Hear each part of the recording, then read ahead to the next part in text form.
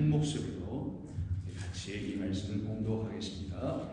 그러므로 내가 말하노니 그들이 넘어지기까지 실족하였느냐? 그럴 수 없느니라. 그들이 넘어짐으로 구원이 이방인에게 이르러 이스라엘로 시인하게 함이니라. 그들의 넘어짐이 세상의 풍성함이 되며 그들의 실패가 이방인의 풍성함이 되거든 하물며 그들의 충만함이니요. 내가 이방인인 너희에게 말하노라. 내가 이방인의 사도인 만큼 내 직분을 영광스럽게 여기노니 이는 곧 내 도륙을 아무쪼록 시기하게 하여 그들 중에서 얼마를 구원하려 하리라. 그들을 버리는 것이 세상의 화목이 되거든 그들을 받아들이는 것이 죽은 자 가운데서 살아나는 것이 아니면 무엇이리요. 제사하는 처음 익은 곡식 가루가 거룩한즉 떡덩이도 그러하고 뿌리가 거룩한즉 가지도 그러하니라. 또한 가지 얼마가 꺾이었는데 돌 감람나무인 내가 그들 중에 적그침이 되어 참 감람나무 뿌리의 진액을 함께 받는 자가 되었은즉 그 가지들을 향하여 자랑하지 말라. 자랑할지라도 내가 뿌리를 보존하는 것이 아니요 뿌리가 너를 보존하는 것이니라. 그러면 내 말이 가지들이 꺾인 것은 나로 접붙임을 받게 하려 함이라 하리니 옳도다. 그들은 믿지 아니함으로 꺾이고 너는 믿음으로 섰느니라. 높은 마음을 품지 말고 도리어 두려워하라. 하나님이 원가지들도 아끼지 아니하셨은즉 너도 아끼지 아니하시리라. 그러므로 하나님의 인자하심과 준엄하심을 보라. 넘어지는 자들에게는 준엄하심이 있으니 너희가 만일 하나님의 인자하심에 머물러 있으면 그 인자가 너희에게 있으리라. 그렇지 않으면 너도 찍히는 바 되리라. 그들도 믿지 아니하는데 머무르지 아니하면 접붙임을 받으리니 이는 그들을 접붙이실 능력이 하나님께 있음이라. 내가 원 돌감람나무에서 찍힘을 받고 본성을 거슬러 좋은 감람나무에 접붙임을 받았으니 원가지인 이 사람들이야 얼마나 더 자기 감람나무에 접붙이심을 받으리라. 아멘. 기도합니다. 주님 고맙습니다. 오늘 이 본문을 통해서 저희들에게 들려주시길 원하시는 하나님의 말씀을 저희들 모두가 듣고 성령 안에서 하나님의 은혜로 치유받고 돌아가게 하여 주시옵소서. 예수님의 이름으로 기도드립니다. 아멘. 오늘 제목을 좀 보겠습니다. 오늘 제목은 본문에 있는 그 말씀 그대로 제가 옮겨서 제목을 정한 것뿐인데요. 보라, 우리를 구원하신 하나님의 인자하심과 근엄하심을 이라는 제목입니다. 하나님께서는 저와 여러분들을 사랑하십니다. 그런데 이렇게 말을 하여도 우리는 그 사랑함이 무엇인지를 알기 전에는 그 하나님이 우리를 사랑하신다는 것을 알 수가 없게 됩니다. 그럼에도 불구하고 성경은 처음부터 끝까지 하나님은 우리를 사랑하심에 대해서 끝까지 선포하고 알려주십니다.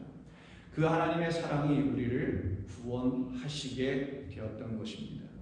근데 하나님께서 우리를 구원하실 때 그 사랑으로 구원하시는데 그 사랑 안에는 두 가지 속성이 있다는 것을 바울을 통해서 우리에게 알려주시는 건데 그 속성이 오늘 제목 안에 오늘 또 본문 안에 이미 담겨 있는 것입니다. 그것은 다름 아닌 바로 하나님의 인자하심과 그리고 하나님의 근엄하심이라는 그 사랑의 양면적인 속성으로 우리는 구원을 받게 되는 것입니다. 아마 대부분의 우리 한국 사람들은 더군다나 저희 세대들은 한국에서 대부분 다 자랐기 때문에 엄격한 부모님 밑에서 성장을 하고 아마 자란 사람들이 아닐까 생각합니다. 즉 엄한 부모님 밑에서 자랐다고 볼 수 있겠죠. 그런데 그 엄한 부모님께로부터 우리가 배우고 양육받고 때로는 혼줄도 나고 그런 모든 일들은 사실은 우리를 사랑하셨기 때문 아니었겠습니까? 우리가 아이였을 때는 그걸 다 이해하지 못했으나 우리가 장성하여 우리도 자식을 낳고 기르고 키우고 한 그런 부모가 된 그 이후에는 그 나의 부모의 그 마음과 심정도 헤아려 조금 이해할 수가 있게 되는 것이겠죠. 그때 그런 사람들을 놓고 철이 들었다라고 하는 것 같아 보입니다. 그래서 부모님의 사랑 안에는 바로 엄격하심도 있고요. 그리고 한없는 사랑함도 있습니다. 그 한없는 사랑함을 엄격함으로 가르쳐낸 것뿐이고 그 엄격함 안에는 한없는 사랑이 또한 내포되어 있었던 것이죠. 그래서 이 둘은 서로 다른 말이 아니라 사실은 사랑이라는 한 집 안에서 나온 서로 달라 보이나 사실은 같은 것이 바로 하나님의 인자하심과 근엄하심이라는 말이기도 한 것입니다. 그래서 하나님은 당신의 사랑으로 우리를 구원하시기를 작정하신 것이죠. 그래서 하나님께서 이 세상을 너무너무 사랑하셔서 왜 당신이 지으셨으니까요. 지으신 여러분들이 또한 세상이니까요. 그런 세상에 우리들을 너무너무 사랑하셔서 당신의 아들 독생자를 보내주시죠. 그리고는 누구든지 내가 너희를 사랑해서 내가 이렇게 독생자 내 아들을 보내줬다는 이것을 깨달아 알게 되어 이것이 구원이니 이것이 영생이니 이것이 사랑의 결과이니 이것을 깨달아 알게 되는 모든 사람들에게는 믿음이라는 게 들어오게 되는데 그때 그 믿음으로 너희들은 내가 너희들을 어떻게 사랑하는지 즉 엄격하다는 근엄하심과 그리고 한없는 사랑이라는 인자하심이라는 그것으로 너희를 구원해내고 있다는 사실을 너희가 알게 된 그 믿음이 너희 가운데 있을 때에는 그때 너희가 나를 믿게 되며 내가 보낸 독생자 예수 그리스도를 믿게 되지. 그래서 하나님 세상을 이처럼 사랑하사 독생자를 주셨으니 이는 누구든지 저를 믿는 자마다 멸망치 않고 영생을 얻게 하려 하심이라라고 말씀하시죠.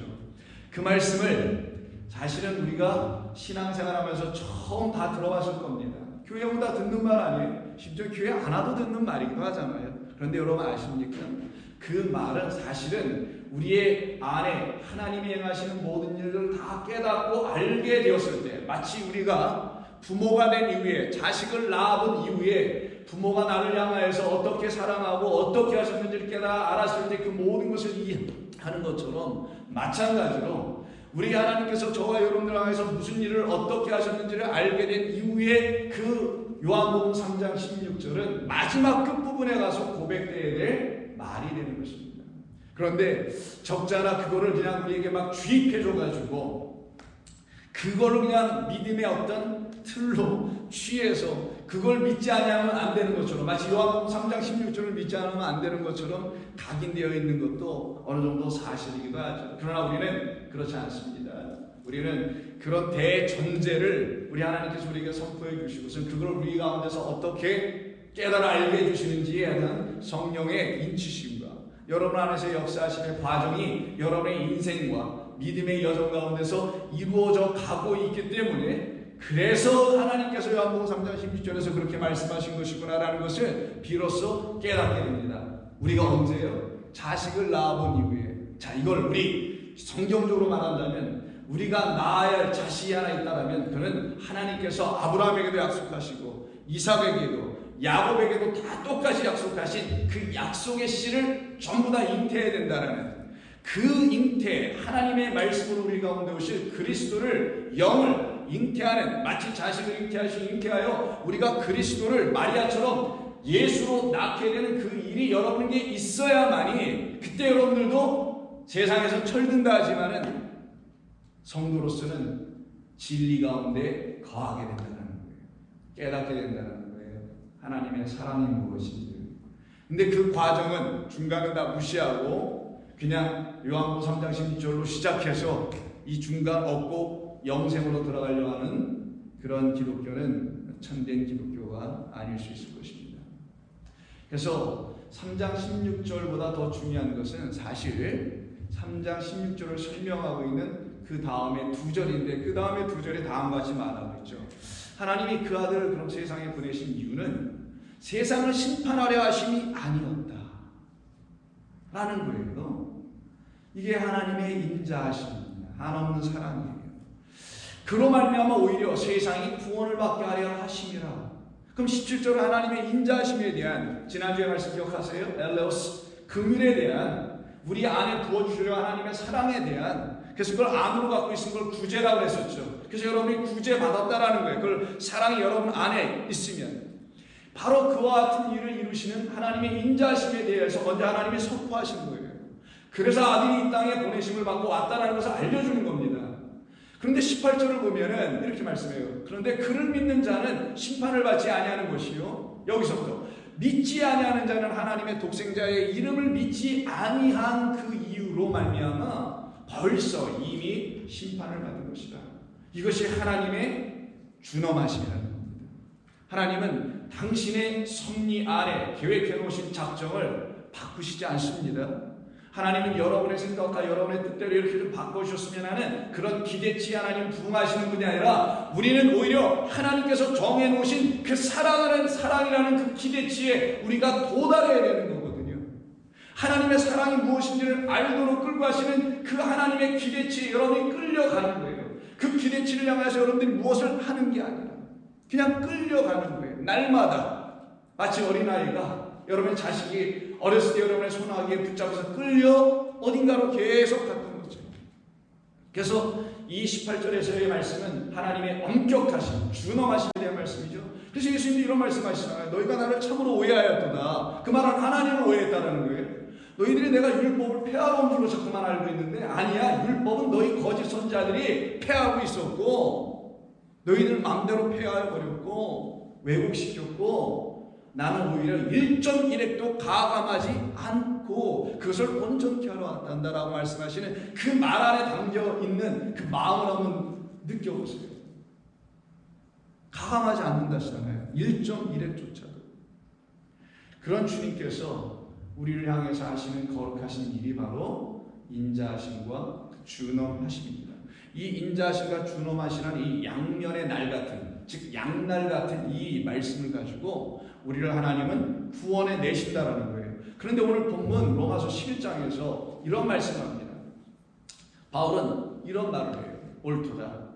맞다라는 거예요. 하나님이 하신 모든 일들은. 무엇? 그들은 믿지 아니함으로 독생자를 보내주었는데 하나님이 계획하신 것이 있는데 그걸 믿지 아니함으로 오히려 꺾여버렸다. 여기서 꺾인다는 건 지금 접붙임에 대한 이야기를 우리가 본문 길었지만 다 읽으셔서 아시니까 그걸 전제하고 나무가 꺾여나가고 도끼가 그 뿌리에 내려짐으로 아예 그냥 뿌리채 뽑혀버리는 그 얘기라는 거예요. 근데 이유는 뭐였냐? 믿지 아니함으로 꺾이고 그러나 여기서 너는 이방인인 너희들은 그들 유대인들은 믿지 아니함으로 꺾였지만 이방인 너희들은 믿음으로 섰느니라. 물론 바울은 지금 동족인, 혈족인, 민족인 유대인들을 전제하고 있고 그렇지 않은 밖에 있는 이방인을 이야기하는 거지만 여러분들이 그걸 막 혼돈에 생각하면 안 됩니다. 이거는 사실 우리 한 사람 한 사람을 향해서 얘기하는 걸 꼭 기억하셔야 되고 민족적으로 나누면 안 되는 거예요. 설명하기 위해서 지금 바울은 하나님의 구원을 설명하기 위해서 먼저 택함을 받은 유대인들을 놓고 얘기하는 거지만 하나님께서 구원을 어떻게 이루어 가시는지 설명하려고 하는 것뿐이니 그들은 믿지 아니함으로라는 그들은 우리의 옛사람이었을 것이 분명히 맞다라는 거예요. 그 옛사람은 누구냐? 믿음을 갖고 있지 못한 우리였던 거죠. 믿지 아니함으로 꺾이고 너희는 믿음으로 섰느니라. 근데 이게 지금 믿지 아니함으로 믿음으로 이게 동사적 표현이죠. 우리말 번역은. 근데 이게 원래는 명사예요. 명사이기 때문에 이건 명사로 이해됩니다. 그들은 믿음으로부터 믿지 아니함으로 믿지 아니함. 믿음 없음이에요. 원래는. 믿음 없음이라는 것 때문에 꺾였다. 근데 그들이 하나님을 안 믿었나요?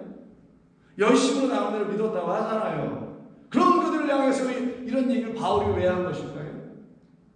그들은 하나님이 주신 믿음을 가지고 믿은 게 아니라 자기들이 믿어야 된다는 어떤 신념으로 하나님을 믿어버렸다는 거죠. 그것이 그들에게는 하나님의 인자하심과 준엄하시는 사랑 안으로 끌려간 게 아니라 하나님을 사랑하는 자로 자기를 끌고 가더라는 거였죠. 이건 너무나 다른 거잖아요.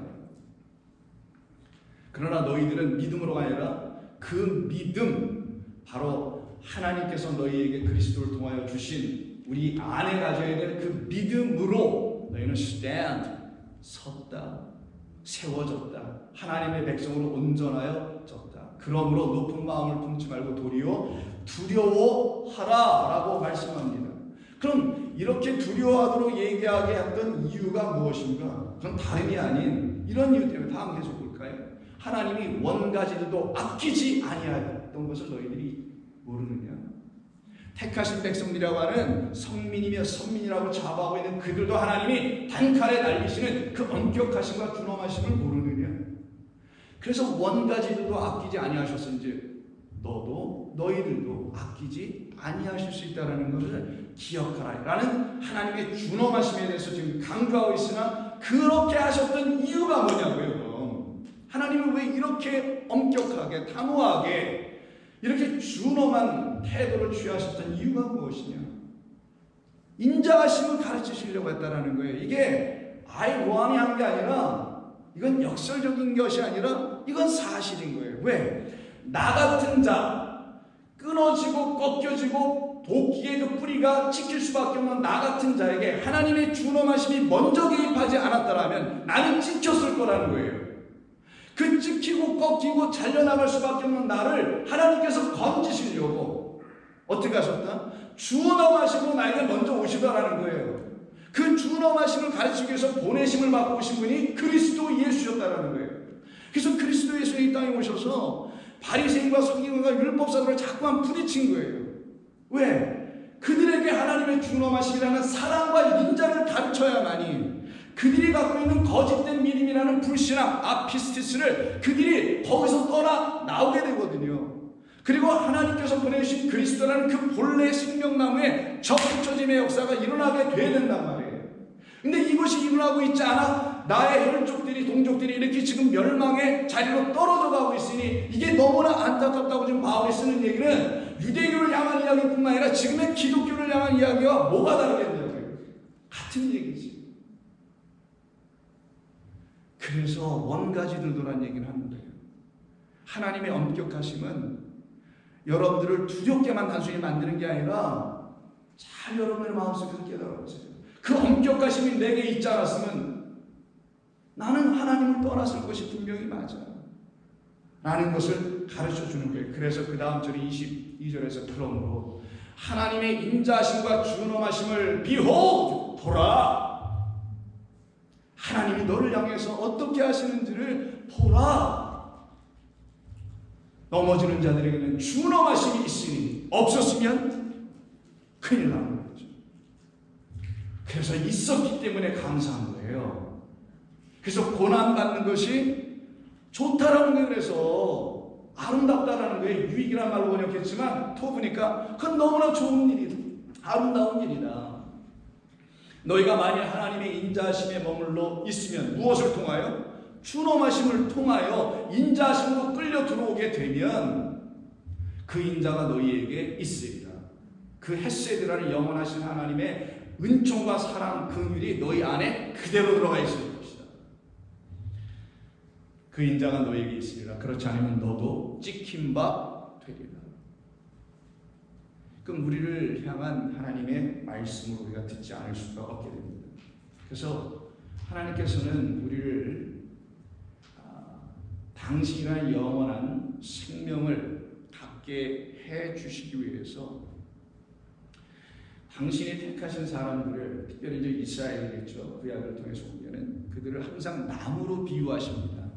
뭐 팔레스타인에서 대표적인 나무라면 뭐 감람나무도 있고, 여러분 성경에서 뭐 포도나무 혹은 무화과나무 뭐 이런 것들이 있겠죠.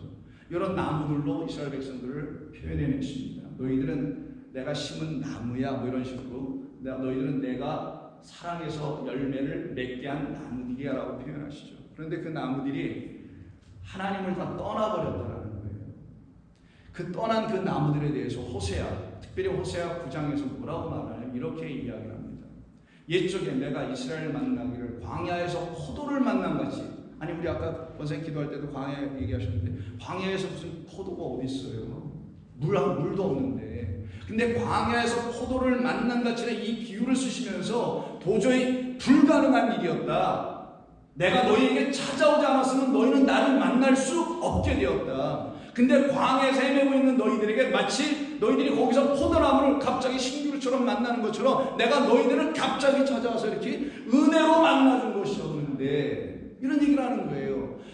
그리고 너희 조상들을 보기를 무화과 나무에서 처음 맺힌 열매를 봄같이 그렇게 너희들을 사랑하였는데 이게 웬일이냐? 호세아야, 너희 백성들이, 나의 백성들이 다 나를 떠나고 간음하며 우상에게 떠나가 버렸다. 그래서 호세아의 부인을 통해서 이렇게 설명했던 거 아니? 그것이 호세아서 이야기 아니겠어요? 그래서 하는 말이 뭐예요? 그들이 바알볼에게 가서 부끄러운 우상에게 몸을 들이므로 저희가 사랑하는 우상같이 가지 않았다. 그러면 여기서 우리가 질문이 하나 생기게 돼요.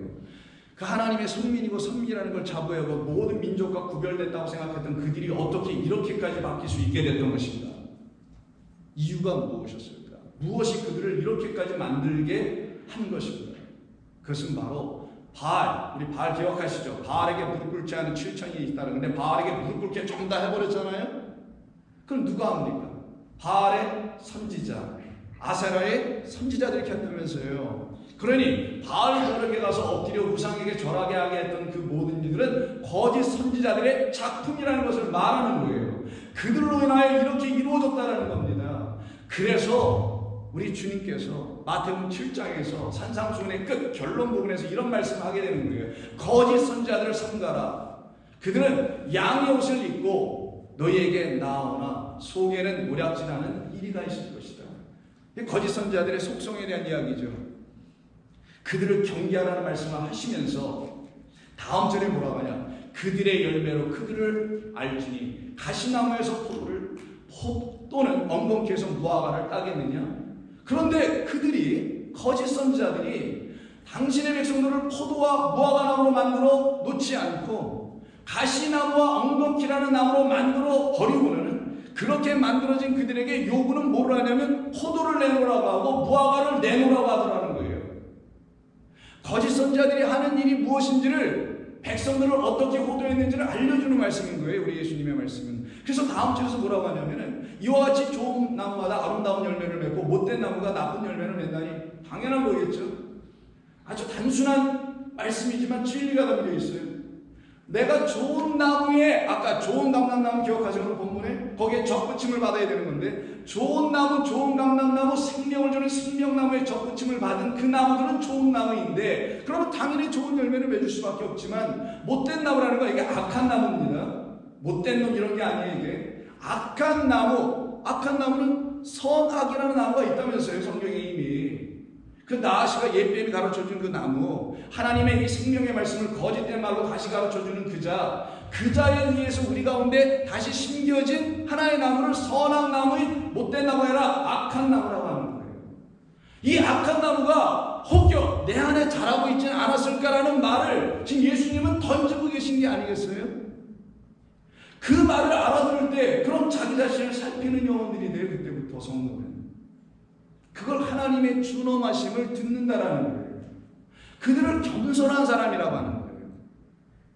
많이 가진 거는 덜 가진 것처럼 보여주거나 이러는 걸 겸손하라는 거 아니에요.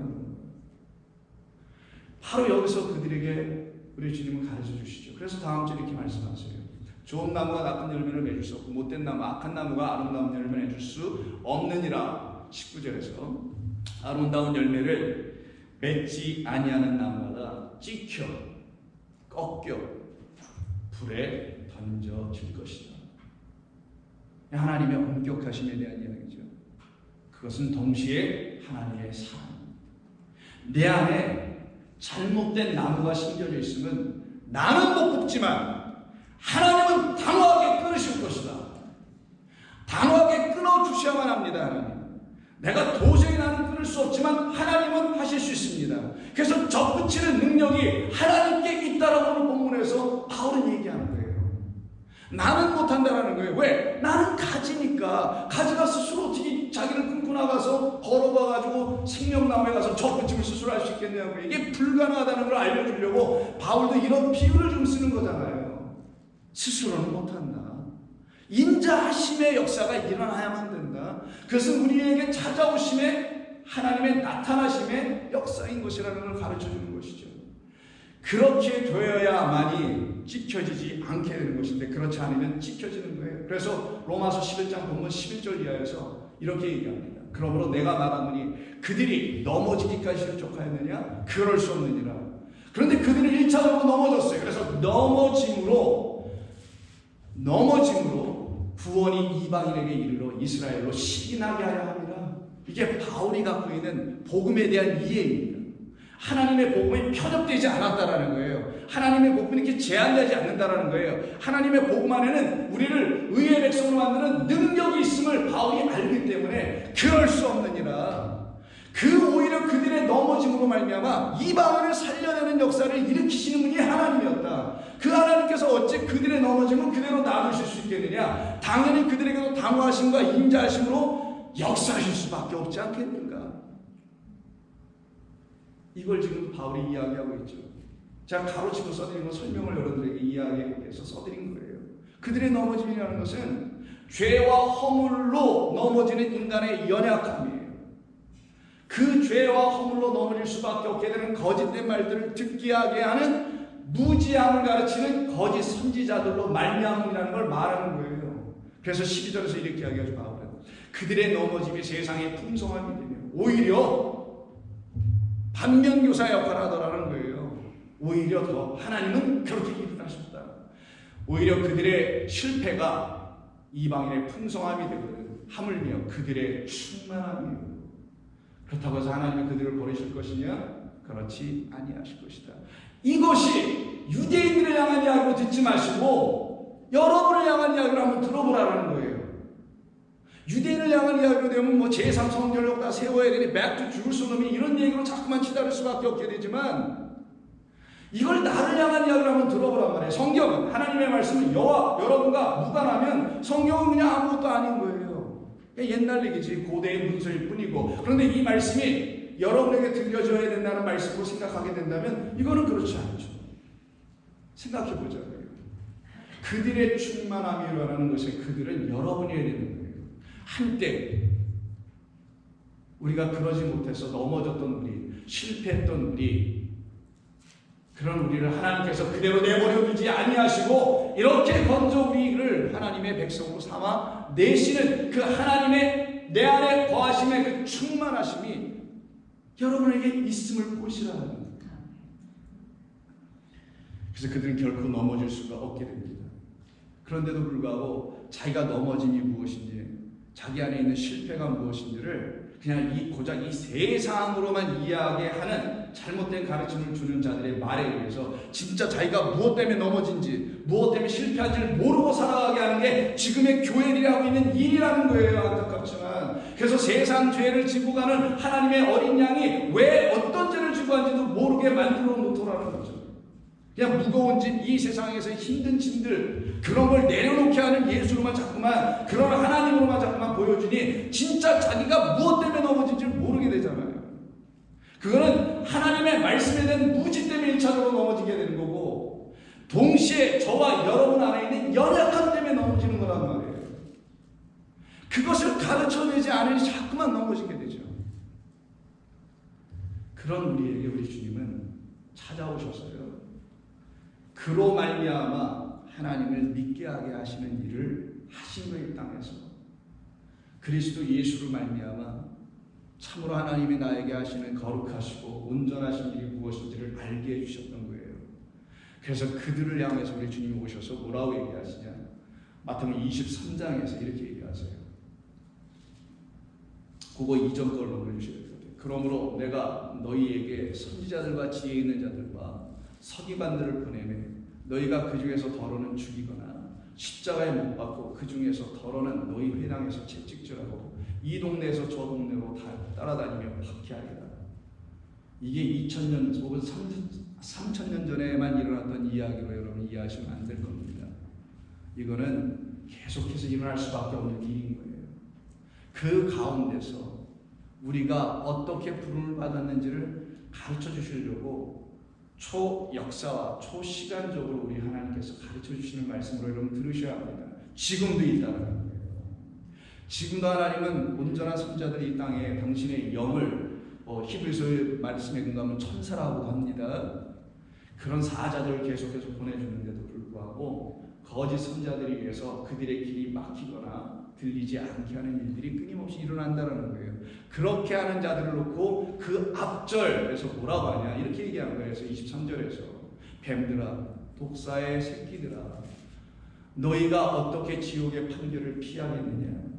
어떤 분은 이걸 욕이라고 얘기하시는 분이 있는데 이거 욕 아닙니다. 예수님이 욕을 하셨다는데 전하자라는 거고요. 독사의 자식이라는 거예요. 독사가 낳은 자식들. 그러니까 뱀의 후손이라고 해요. 창세기 3장 16절에 이하에 있는 그 뱀의 후손들에 대한 얘기예요.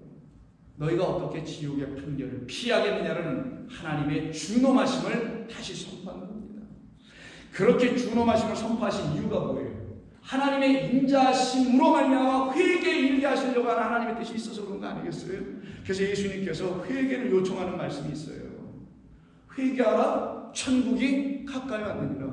그럼 바울도 똑같이 그런 얘기를 할 수밖에 없겠죠. 그래서 로마서 2장 4절 5절에서 이런 얘기를 하는 거예요. 바울이 내가 하나님의 인자하심이 너를 인도하여 회개하게 하심을 알지 못하였느냐. 그러면 너는 하나님을 멸시하는 것밖에 더 안 돼. 그래서 회개하심을 알지 못하여 그의 인자하심과 용납하심과 길이 참으심이 풍성함을 멸시하려고 하느냐. 그럴 수 없느니라는 거죠. 그게 될 수 없단다. 될 수 없으면 5절에서 말해줘요. 다만 너의 고집과 회개하지 아니한 마음을 따라 진노의 날 곧 하나님의 의로우신 심판이 나타나는 그날에 임할 진노를 내가 오히려 쌓고만 있는 것이다. 그러니 돌이켜 회개하게 하시는 하나님의 인자심의 역사가 나타나야 되잖아요. 회개하게 하기 위하여 우리 하나님께서 당신의 아들에게 하신 게 뭘까요? 여러분들을 하나님의 준엄하심을, 여러분들에게 하나님의 인자심을 가르치시기 위해서 그 아들에게 하신 일이 무엇이었을까요? 십자가에 매다는 일이에요. 그래서 예수님께서 요한복음 10장 15절에서요 이렇게 말씀하신 거예요. 나는 선한 목자, 나는 내 양을 알고 양도 나를 아는 것이 아버지께서 나를 아시고 내가 아버지를 아는 것 같으니 나는 양을 위하여 목숨을 버리노라. 영원하신 하나님의 사랑입니다. 이것이 하나님이 세상을 이처럼 사랑하사의 세상이 바로 여러분이라는 걸 아셔야 돼요. 코스모스는 하나님의 창조된 세계인데 창조된 세계 우리 아니냐고요. 우리가 있지 않냐고선 이 창조된 세계가 하나님의 창조로 인식이 안 될 거 아니겠냐고요. 여러분이 있을 때 여러분은 비로소 창조라는 걸 알게 되는 거예요. 세상이라는 걸 알게 되는 거예요. 그 세상은 이 보이는 밖의 세상을 살아간다는 게 아니라 나라는 세상을 살아가셨다는 걸 알게 되는 거예요. 그가 버려짐으로 하나님의 준엄하심과 사랑이 무엇인지를 알게 하시기 위해서. 그래서 그 안에서 우리를 구원하신 거예요.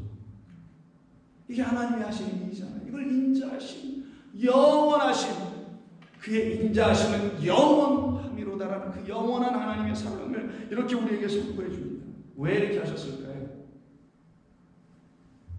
우리가 그리스도 예수 안에 전부 다 접붙임을 받게 하게 하시려고. 그로 믿게 하는 것, 그로 접붙임 받는 것, 그 안에 거하는 것, 이 세 가지의 말은 다 같은 말이에요.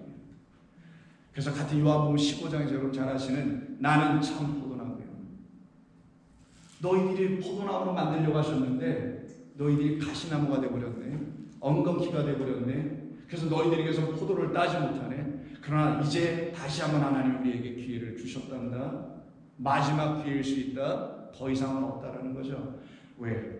내가 참 포도나무로 너에게 왔으니까. 내 아버지는 농부라. 내 아버지는 농부라. 이 말씀을 하세요.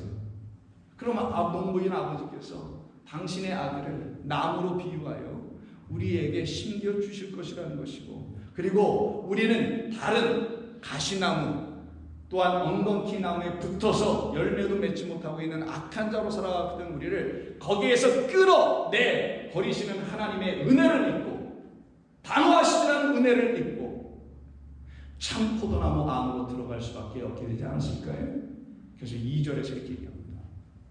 무릇 내게 붙어 있어 열매를 맺지 아니하는 가지는. 이상하죠? 붙어 있으면 열매를 맺을 줄 알았는데 우리 예수님이 하신 말씀을 잘 들어보세요.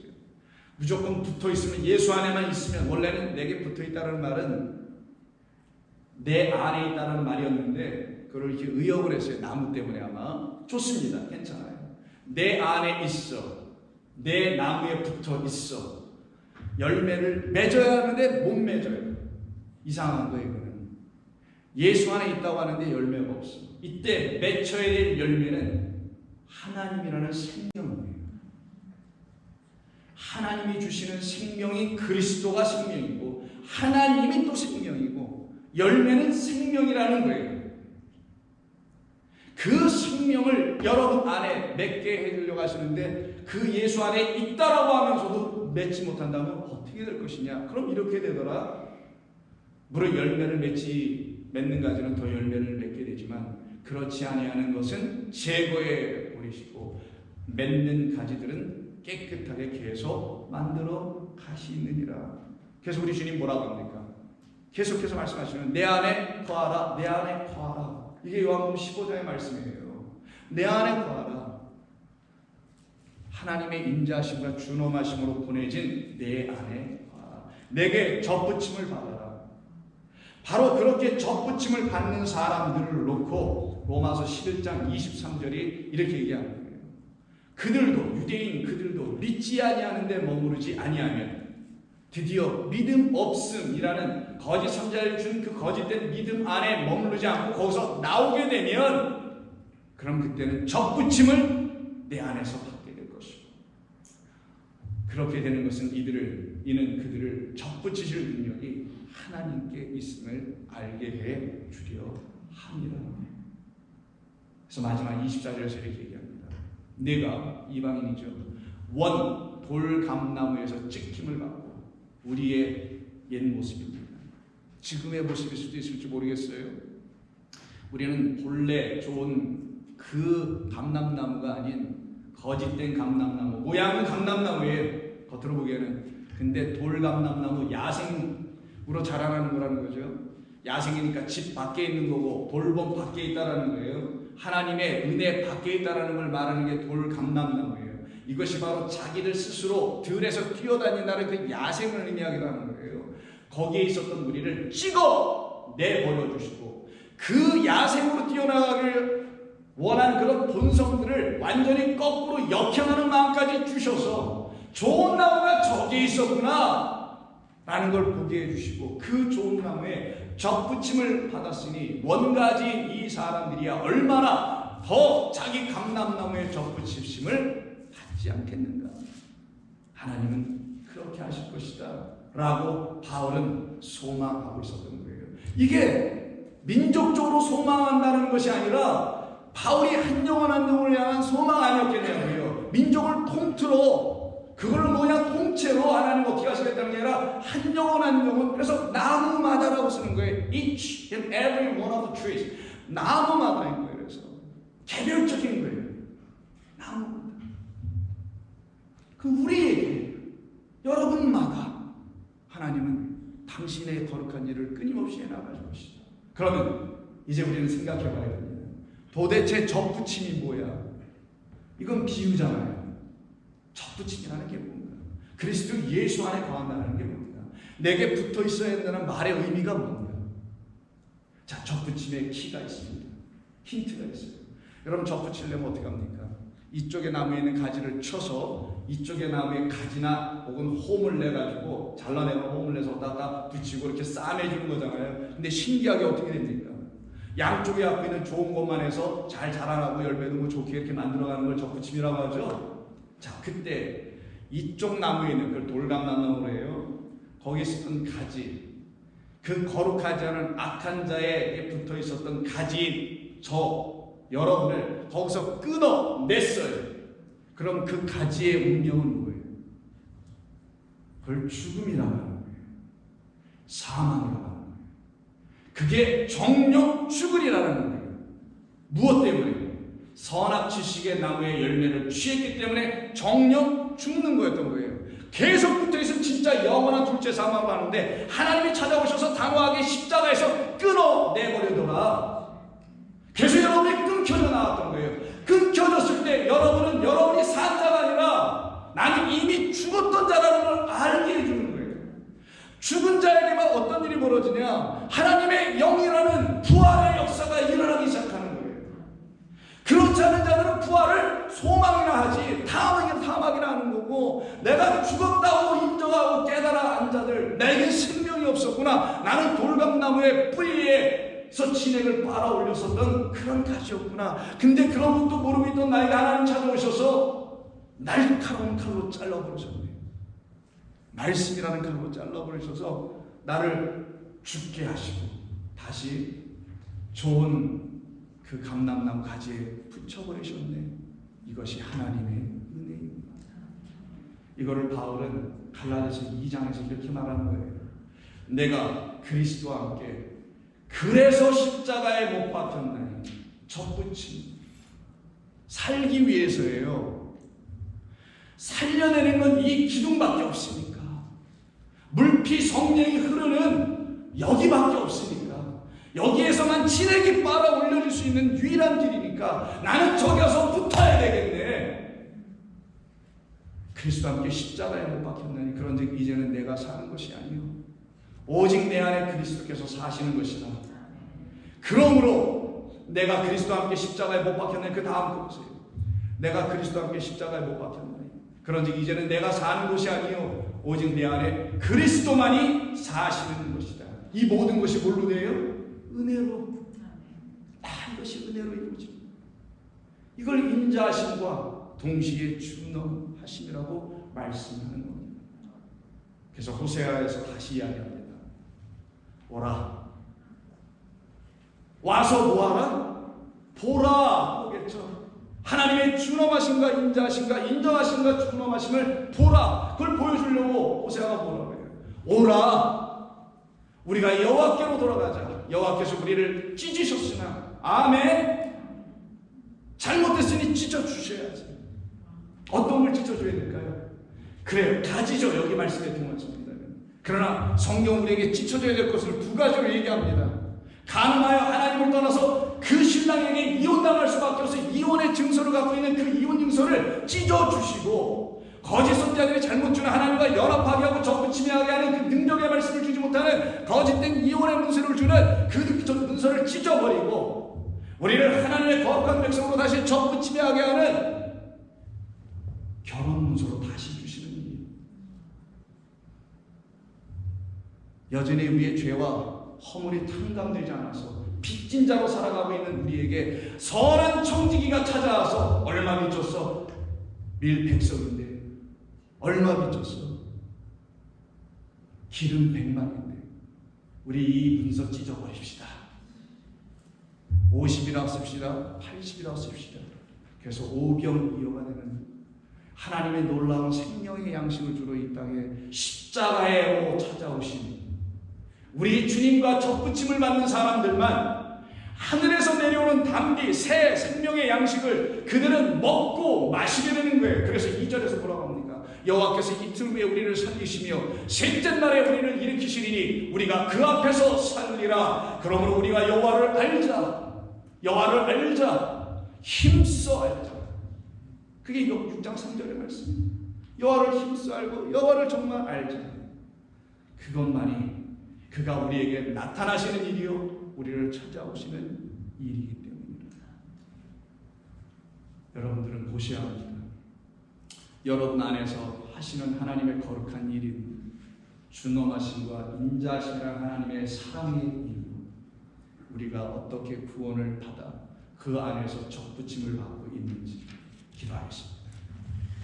하나님 고맙습니다. 오늘도 저희들에게 허락해 주신 이 말씀을 통해서 우리를 살려내신 우리 주님의 은혜에 감사와 찬송을 돌려드리오며 예수님의 이름으로 기도드립니다. 아멘. 우리 찬송가 393장입니다. 찬송가 393장.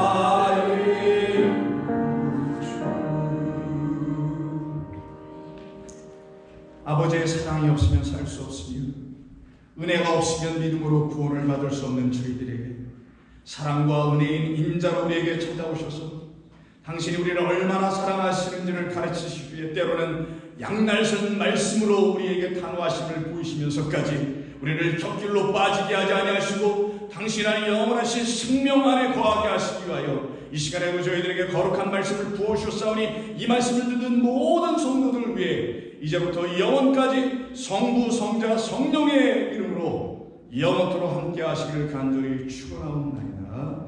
아멘.